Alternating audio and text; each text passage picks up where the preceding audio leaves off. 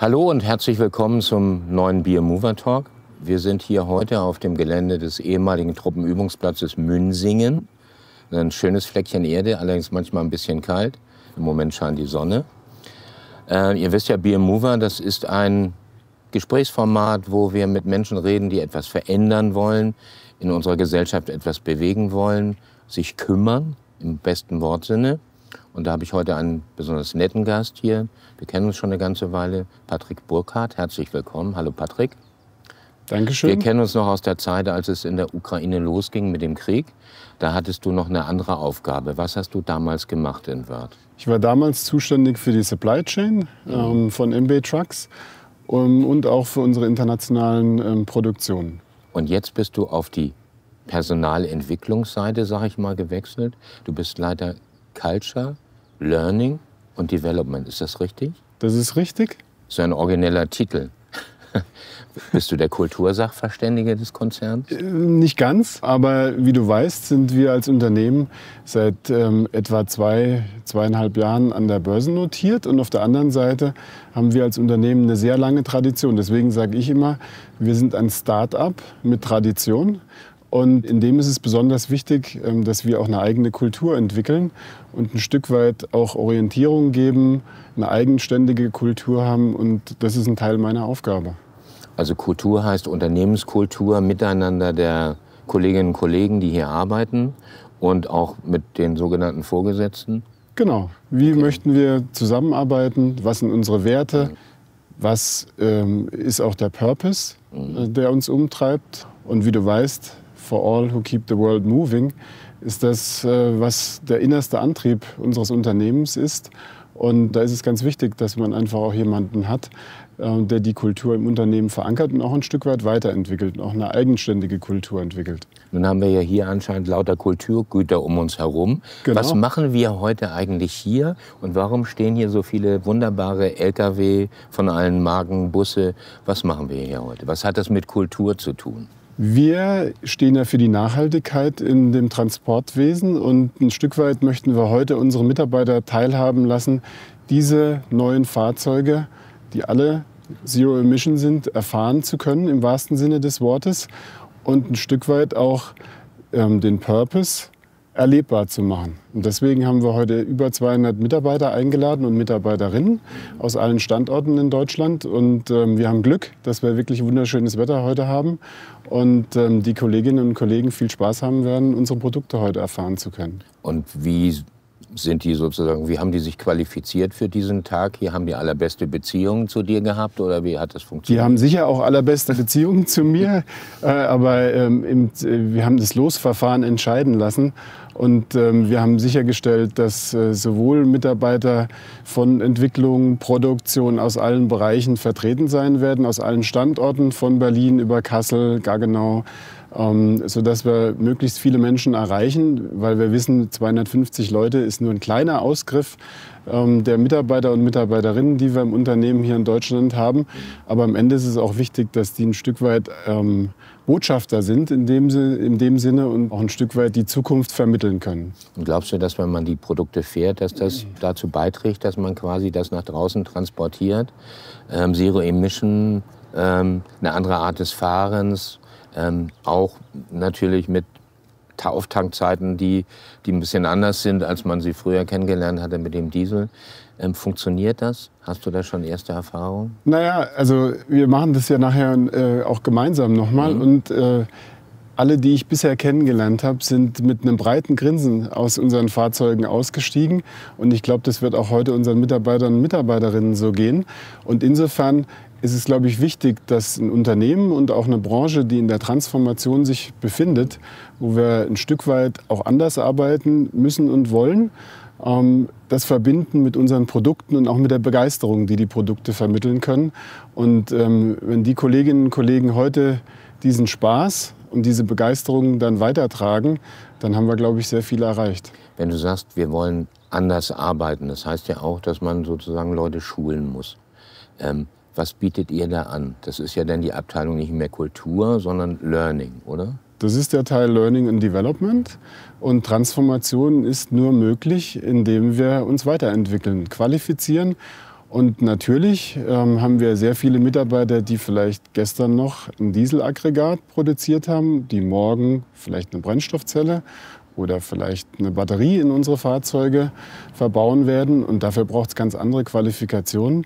Und deswegen ist Learning und Development ein Thema, was mich neben der Kultur genauso umtreibt. Bedeutet das auch, dass Führungskräfte auf den unterschiedlichen Ebenen sich auch umstellen müssen? Ja, da sind wir an dem Thema Development. Denn auch die Führungskräfte müssen verstehen, dass vielleicht das, was sie im Studium gelernt haben, heute andere Schwerpunkte notwendig sind. Und damit muss auch die Führung sich ein Stück weit umstellen.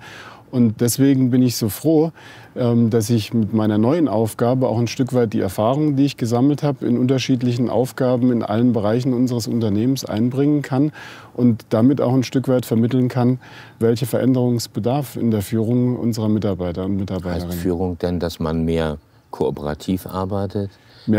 Mehr eigenverantwortlich für die einzelnen Kolleginnen und Kollegen und nicht mehr sozusagen mir nach, da geht's lang, diese Art der Führung? Mehr kooperativ, mehr Empowerment, ist das, was du beschreibst, weil in der Transformation einfach die Zukunft wesentlich schwieriger zu greifen ist und damit das mir nach schwieriger wird, denn du weißt gar nicht mehr genau, wohin denn. Und da müssen wir viel flexibler, agiler darauf reagieren. Und wenn wir da schneller, agiler werden wollen, dann müssen wir auch anders führen. Genau. Ja, aber was mache ich mit Führungskräften, die, sag ich mal, 30 Jahre ihren gleichen Stiefel gefahren haben und die Schwierigkeiten haben, sich umzustellen? Fliegen die raus oder werden die besonders geschult? Sind das besonders schwere Fälle? Wie funktioniert das? Was macht man dann? Naja, was macht man dann?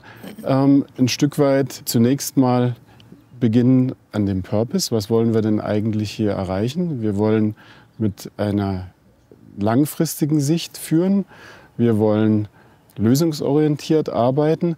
Und wenn du das ein Stück weit vermittelt bekommst, dann sind, glaube ich, die Zahl der, die du sagst, schwierigen Fälle, die sind, glaube ich, sehr überschaubar. Ich glaube auch nicht, dass es notwendig ist, jemanden rauszuschmeißen, sondern wir schaffen das schon sehr gut, die Erfahrungen, die wir im Unternehmen haben, auch so einzusetzen, dass wir uns wirklich gemeinsam weiterentwickeln. Da braucht, glaube ich, keiner Angst und Sorge haben, dass er hier rausgeschmissen wird, sondern das ist wirklich ein positiver Weg, den wir hier gemeinsam gehen. Nun ist ja das eine Produktion, da stelle ich mir vor, das geht nicht anders ohne Präsenz. Sonst können wir keine LKW bauen, keine Correct. Busse, nichts. So. Aber ich sage mal, in diesen sogenannten White-Collar-Bereichen, Büros im weitesten Sinne, Ja. müssen da die Menschen noch präsent sein? Können die nicht Homeoffice machen von zu Hause? Können die nicht versuchen, ihre Arbeit sozusagen in ihr tägliches Leben integrieren? Sind wir da offen für solche Lösungsansätze? Da sind wir sehr offen für solche Lösungsansätze. Auf der anderen Seite ist es auch sinnvoll, einen gewissen Rahmen vorzugeben. Und wir haben gesagt, wir möchten schon, dass unsere Mitarbeiter und Mitarbeiterinnen auch 3-4 Tage in der Woche wirklich präsent vor Ort sind. Warum? Weil wir sind alle Mitarbeiter und Mitarbeiterinnen und das Wort sagt schon, dass wir miteinander arbeiten. Und das ist ein bisschen schwierig, wenn jeder die ganze Woche im Homeoffice wäre, selbst mit allen elektronischen Hilfsmitteln, die wir haben. Denn da, wo es Kreativität braucht, wo deine Idee die Basis ist für meine Weiterentwicklung der Idee, da macht es schon Sinn, dass wir auch uns regelmäßig zusammentreffen und im Büro zusammenkommen. Gut, jetzt sagst du schon 3 bis 4 Tage. Ich habe meinen Leuten Anfang des Jahres gesagt, ich will auf jeden Fall, dass ihr mindestens 2 Tage da seid.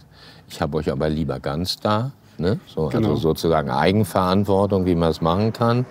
Es geht ja dann auch darum, dass wir im Wettbewerb mit anderen Unternehmen, die eine ganze Menge im Angebot haben, ich sag mal so typische Tech-Konzerne, versuchen zu bestehen und ja auch versuchen, die Leute zu kriegen, die wir brauchen, um den eigenen Laden weiterzuentwickeln. Wie reagiert ihr da auf das Umfeld? Naja, wir stehen sicher im Wettbewerb um unsere Mitarbeiter und Mitarbeiterinnen in ganz vielfältiger Art und Weise.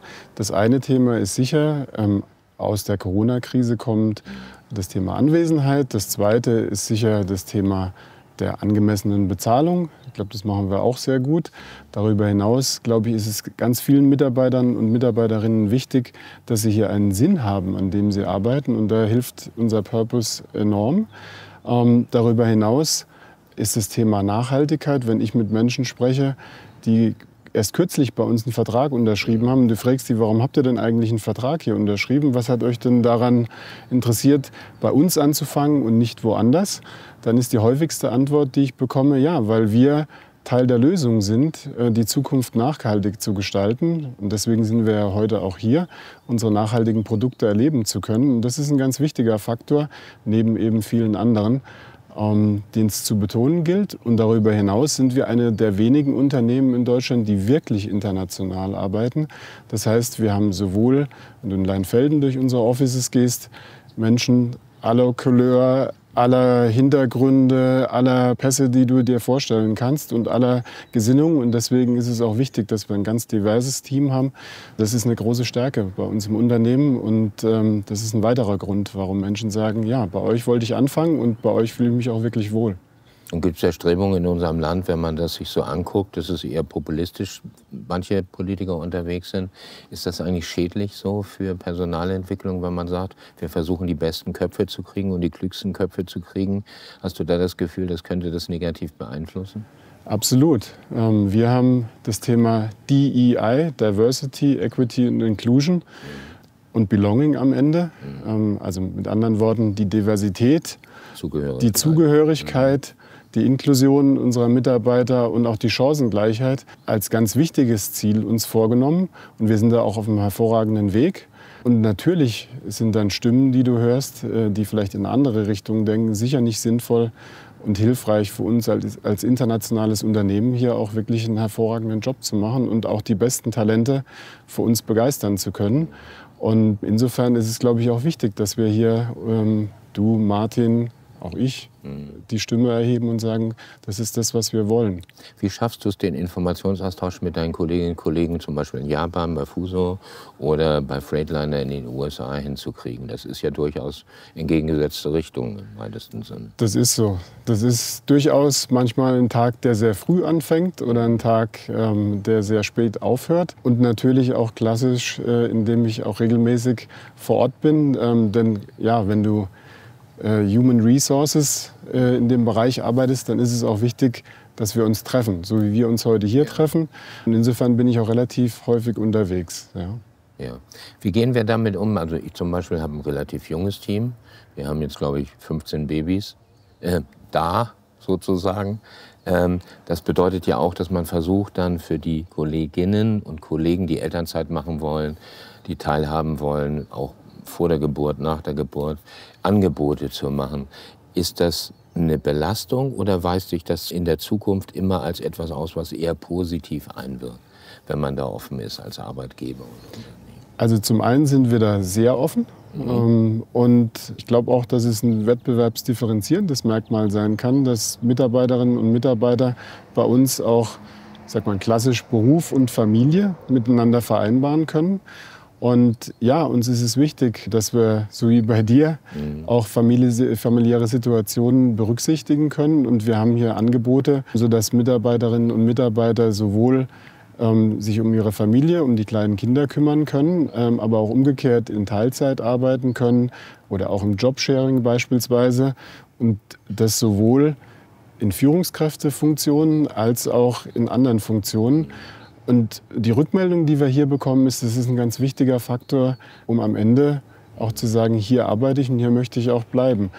Wir können natürlich nicht die schwierige Situation lösen, die gerade im Stuttgarter Raum besteht, dass Kindertagesstätten, Kinderbetreuung schwierig ist, aber wir nehmen das sehr ernst. Wir engagieren uns dort auch und bieten Lösungen an, haben in vielen unserer Standorten auch Kindertagesstätten, Kindergärten, die die Mitarbeiterinnen und Mitarbeiter nutzen können.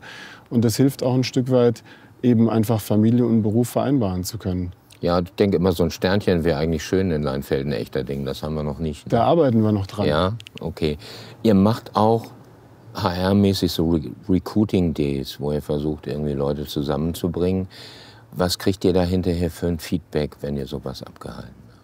Wir sind da ein sehr attraktiver Arbeitgeber, weil zum einen das Thema Internationalität ein Faktor ist, mit dem wir, glaube ich, punkten können.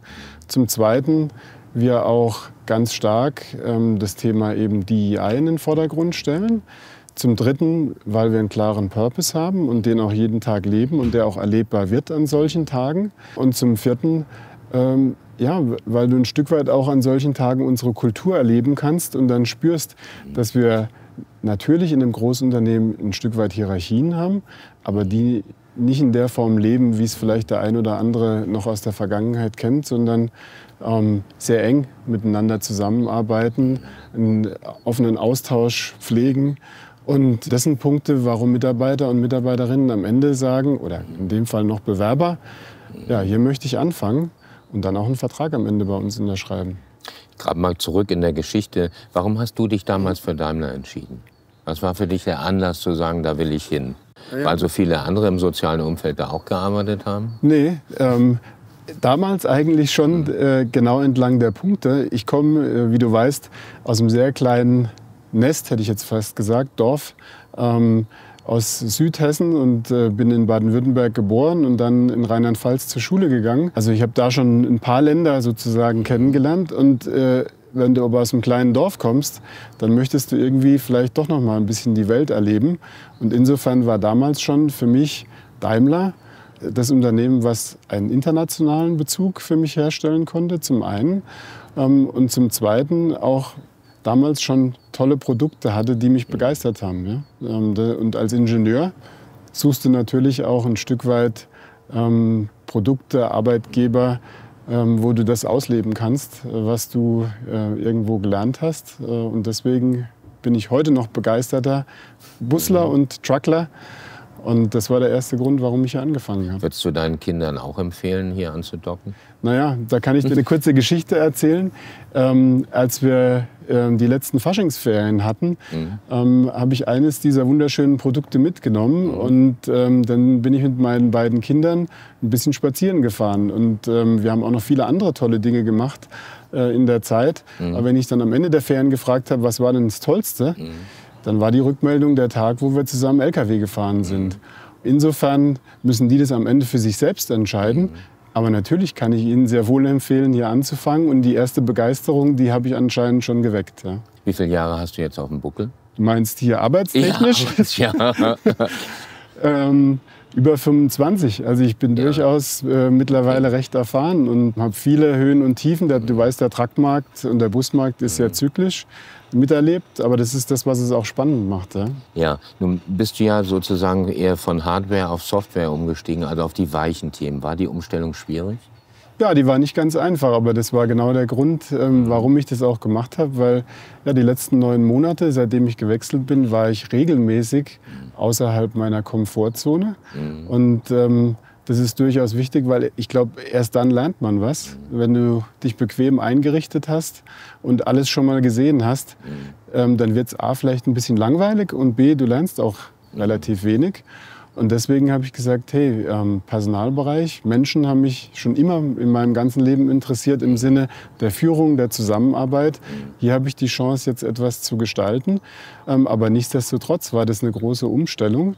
Weil ja, bisher sind meine Arbeitsergebnisse immer sehr einfach messbar gewesen. Am Ende der Woche wusste ich, wie viele LKWs wir gebaut haben oder als Einkaufsleiter wusste ich, wie viel Geld wir eingespart haben. Das ist in meiner heutigen Aufgabe ein bisschen schwieriger zu messen, aber die Stellhebel, die bei mir liegen, sind sehr groß und das macht großen Spaß. Ja, wie messt ihr denn das, ob das hier ein Erfolg geworden ist oder nicht? Wir haben eine sehr muntere Führungskräfteveranstaltung hier schon gehabt, von Dienstag an. Die hat sehr gut funktioniert, also jedenfalls mein Gefühl. Ne? Ja. So. Aber wie messt ihr, ob das hier ein Erfolg ist oder nicht? Macht ihr hinterher Fragebögen oder so? Oder wie geht ihr damit um? Also die erste qualitative Messung wird stattfinden, wenn ich heute Abend hier auf der Bühne stehen werde und die Veranstaltung beenden werde. Und wenn ich da in viele strahlende Gesichter schaue, dann weiß ich, wir haben viel erreicht. Ja. Und natürlich werden wir die Kolleginnen und Kollegen auch danach um Feedback bitten. Aber ich glaube auch, wenn du nachher die sozialen Medien verfolgen wirst, ich glaube, hier werden viele da sein, die Bilder von sich, von unseren Produkten teilen. Und wenn wir da es schaffen, dass die Menschen sagen, hey, das ist ein Wahnsinnsunternehmen und ich möchte Werbung am Ende da ein Stück weit für machen, auch hier mitzuwirken, dann reicht mir das eigentlich schon als Qualitätsmessung, ob wir hier einen guten Job gemacht haben. Okay, ich drücke die Daumen. Dankeschön. Ich habe auch ein gutes Gefühl in der Zusammenarbeit weiterhin mit dir. Ne? Gut, wir schauen mal, was bei rauskommt. Danke dir. Also, es muss euch nicht bange sein für die Zukunft, wenn wir so eine lebendige Abteilung haben, die Culture Learning und Development bearbeitet. Sollte man sich einfach auf die Angebote einstellen, die es gibt von unserem Unternehmen. Da kann man eine ganze Menge machen. Und ich glaube, wir werden auch für die Zukunft unseres munteren Planeten einiges zu bieten haben. Macht euch nicht große Sorgen um den Planeten. Ich glaube, wir haben einen tollen Arbeitgeber gefunden, mit dem wir in die Zukunft gehen können. Das war der Beer Mover Talk. Ich bedanke mich bei Patrick, Vielen Dank dir, Jörg. hier mit mir auf der Platte gestanden hat und wünsche euch viel Spaß. Und wir sehen uns dann bald wieder bei dem nächsten Beer Mover Talk. Auf Wiedersehen.